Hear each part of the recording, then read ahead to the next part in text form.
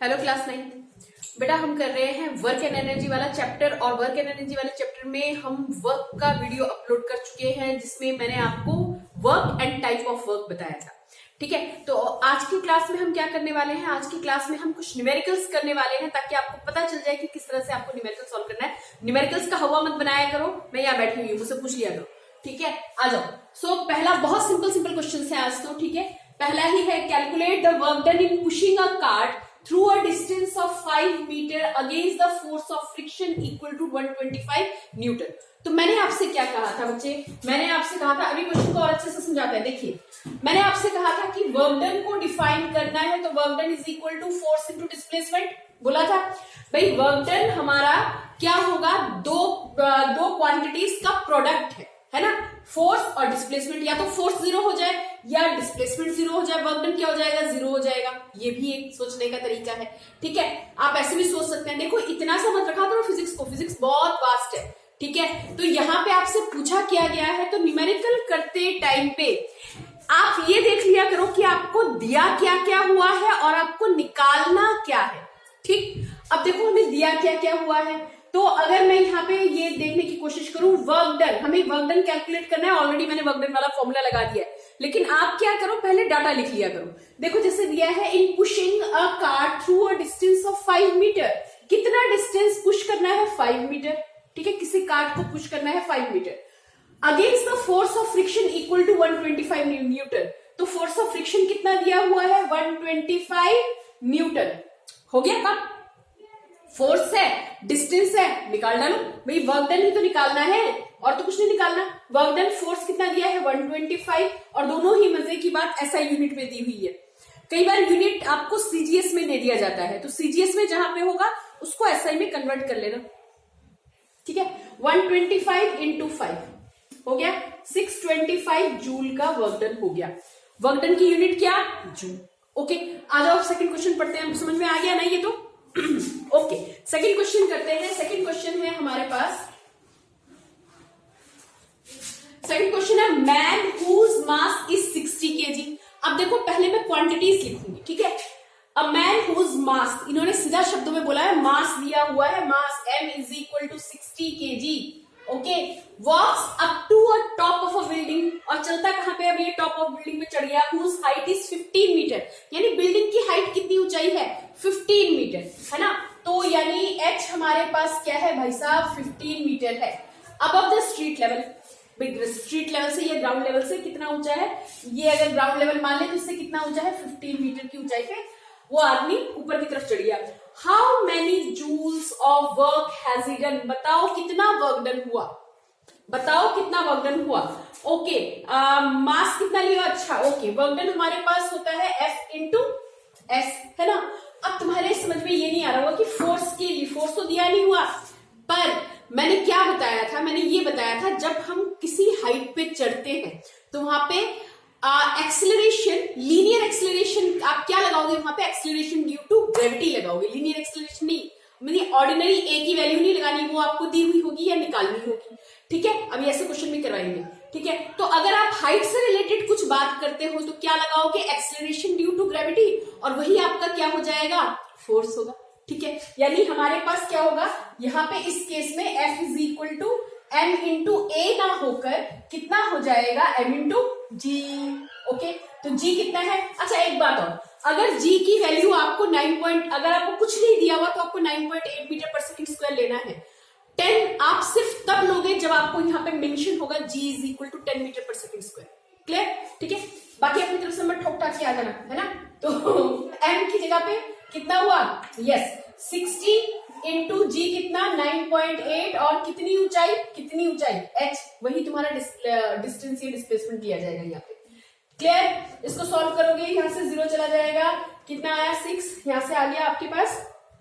Calculate अगर हम करेंगे इसको तो कितना आ रहा है, 588, है ना। 588 मल्टीप्लाइड बाय हमारे पास कितना आने वाला है, 15। ओके, 15 यहाँ पे आपका बैठ जाएगा। एक बार कैलकुलेट करके देख लेना, फिर भी एक बार कैलकुलेट करके देख लेना अगर कुछ गलत रह गया हो तो। ठीक है, मैथमेटिकल कैलकुलेशन एक बार देख लेना, बाकी मेरे हिसाब से ही करेक्ट। ठीक है, एक क्वेश्चन और करते हैं। आओ, नेक्स्ट क्वेश्चन है हमारे पास, a car weighing 1000 kilogram and travelling at a speed of होगा, at a speed of 30 metre per second, ठीक है, stops a distance of 50 meter decelerating uniformly. अरे क्वेश्चन पढ़ो, मैं समझाती हूँ, ठीक है। What is the force exerted on it by the brakes, what is the work done by the brakes. Okay, तो कोई कार है, ठीक है, तो हमने अपनी बढ़िया सी कार बना ली बढ़िया सी कार बना ली। अच्छा ओके, तो इसका जो हमारे पास वजन दिया हुआ है वो कितना है, 1000 किलोग्राम, ठीक है, यानी कि ये सीधा सीधा आपको क्या दे रखा है, मास दे रखा है, ठीक है। एम जब जी के साथ मल्टीप्लाई होगा तो ही जाके वो वेट बना देगा, ठीक है। तो ये इतना हमारे पास इसका वेट दिया, वेइंग कितना है, यानी वजन कितने का दिया हुआ है, 1000 kg। ट्रेवलिंग कितने की स्पीड से कर रहा है, यानी कि v is equal to 30 metre per second. Okay जी, अब कह रहे हैं कि वो 50 मीटर दूरी पे जाके रुक गया, अपने आप तो रुक नहीं गया होगा, ब्रेक लगाया गया होगा तभी तो, है ना। तो यहां से यहां तक की जो दूरी कवर कर रहा है वो कितनी है, 50 मीटर। 50 मीटर की दूरी तब कवर कर रहा है जब उस पर क्या लगाया जा रहा है, ब्रेक, यानी ऑपोजिंग फोर्स लगाया जा रहा है। पहियों में क्या आ रहा होगा, ऑपोजिंग फोर्स आ रहा होगा, तो ही तो जाके रुक गया, ठीक है। What is the force exerted on it by the brakes? बताइए ब्रेक्स ने कितना फोर्स इसके पहियों पे लगाया होगा, या इस पूरी बॉडी पे कितना फोर्स लगा होगा, ठीक है। एक तो ये निकालना है, और what is the work done by the brakes, भाई ऑपोजिंग फोर्स है, अगर मैं इसको फ्रिक्शनल फोर्स भी मानूं, ठीक है, तो भी वो कैसा फोर्स हो गया, ऑपोजिंग फोर्स हो गया, और वो क्या करेगा, वर्क डन करेगा, क्योंकि डिस्प्लेसमेंट तो आ ही रहा है कुछ ना कुछ। समझ में आ रही है बात। तो F निकालना है और W हमें निकालना है। बोलो क्वेश्चन समझ में आया, क्वेश्चन समझ में आया, ठीक है, ठीक है। एक्सेलरेशन में क्या होता है, एक्सेलरेशन में स्पीड अप होती है ना। डी एक्सेलरेट यानी ब्रेक लगने के बाद गाड़ी जो धीरे धीरे धीरे धीरे रुकती है, ठीक है, यानी एक्सेलरेशन इसका किस में आएगा, नेगेटिव में। तो बेटा जी अगर आपके दिमाग में पहले ही कूद रहा है कि फोर्स इंटू डिस्प्लेसमेंट कर दो और खत्म करो बात, कर दो खत्म, लेकिन यहाँ पे क्या है, मास इंटू एक्सेलरेशन आ जाएगा। अब देखो मैं यहाँ पे ए लगा रही हूँ, पिछले वाले केस में मैंने क्या लगाया था, जी लगाया था, वहां पे हाइट की बात हो रही थी, तो वहां पे आप लीनियर एक्सेलरेशन कैसा लगाओगे, एक्सेलरेशन ड्यू टू ग्रेविटी, ठीक है, वहां पे क्या लगेगा, एक्सेलरेशन ड्यू टू ग्रेविटी, जब हम हाइट की बात करते हैं, ठीक है। यहाँ पे हम ए लगा के काम करते हैं, ठीक है। अब ये हमें निकालना पड़ेगा, डिस्प्लेसमेंट तो हमें दिया हुआ है, कोई इशू ही नहीं है, ठीक है। झंझट आया यहाँ पे कि ए कैसे निकालेंगे, यस यस यस, ए कैसे निकालेंगे। तो देखो जरा, अगर मैंने ब्रेक लगाया, ब्रेक, तो फाइनल वेलोसिटी कितनी हो जानी चाहिए, 0। ब्रेक लगाया तो फाइनल वेलोसिटी तभी जाके रुकेगी, नहीं तो जल्दी चली जाएगी, ठीक है। तो बेटा जी यहाँ पे हम कर सकते हैं v स्क्वायर, अब ए निकालने का पाला, ठीक है। ए निकालने के लिए मैं 3 इक्वेशन आपको करवा चुकी हूँ, s is equal to u t plus half a t square, v square minus u square is equal to 2as, और एक v is equal to u plus a t. अब मैं यहाँ पे देखो 2 इक्वेशन में बताती हूँ आपको, तरीका बताती हूँ, समझिए। एक हमने किया था v is equal to u plus a t, याद आ रहा है, एक इक्वेशन लॉज ऑफ मोशन जब मैं करवा रही थी, ठीक है। s is equal to u t plus, हालांकि ये थर्ड वाला मैंने पहले लिख दिया, ठीक है, दूसरा वाला जो करवाया होगा अच्छा जो भी है, जैसे भी तुम्हें याद है, इन दोनों में ही टाइम का झंझट आ रहा है। तो कोई ऐसा इक्वेशन मत उठा लेना जिसमें हमें दो अननोन क्वांटिटीज मिल जाए, यानी कि हमें निकालना ए था, अगर मैं इस इक्वेशन को उठाती तो मुझे टी भी निकालना पड़ेगा, ये और झंझट, फिर इस वाले में भी टी निकालना पड़ेगा, तो यानी ये 2 इक्वेशंस तो हम लगाने नहीं वाले। कौन सा लगाएंगे, v square minus u square is equal to 2s। हाँ देखो करके आ जाओ, नहीं हुआ तो फिर ट्राई करेंगे, पर हो जाएगा इससे काम हमारा।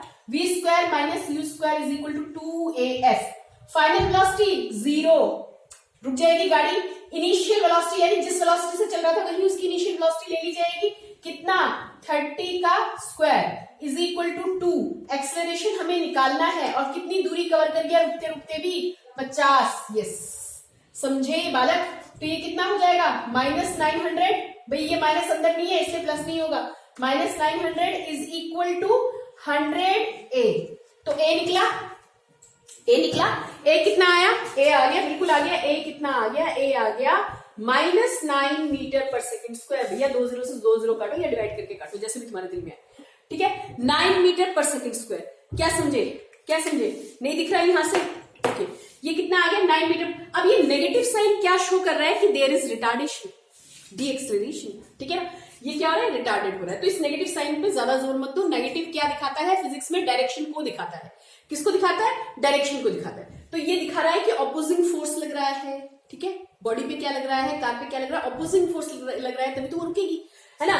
तो ए आ गया, ठीक है, अब हमारा झंझट खत्म हो गया, ए निकल गया, है ना। इस वाले इक्वेशन में आ जाओ मुड़ के वापस, इसको नीचे कर लेना बेटा, मैंने यहाँ पे जगह बचाने के लिए मैंने किया, ठीक है। मास कितना, मास है वेइंग कितना 1000, ए कितना आया 9, डायरेक्शन के लिए लेना सिर्फ, बाकी यहाँ पे पॉजिटिव वैल्यू ही रखोगे, मैग्नीट्यूड ही रखोगे, और ये कितना 50 का, समझे कितना आंसर आया, कितना आंसर आया, यस बेटा 45, है ना। बस हो गया, और क्या है इसके अंदर, और क्या है, और कुछ भी नहीं है। 45, 1 2 3 4 0 आ गए, बस लगाते रहो इसको अपने हिसाब से। हाँ कितना जूल, और अगर नेगेटिव में दिखाओगे तो नेगेटिव वर्क डन, इसलिए क्योंकि work done bye opposing force है। अगर यहाँ पे तुम माइनस लगा के भी दिखाते ना तो भी बात गलत नहीं थी, वो क्या है, work done bye opposing force. ठीक हो जाएगा, इतना इतना काम करके रखो, अगले वीडियो में आपके पास पहुंच जाएगा एनर्जी। Bye bye.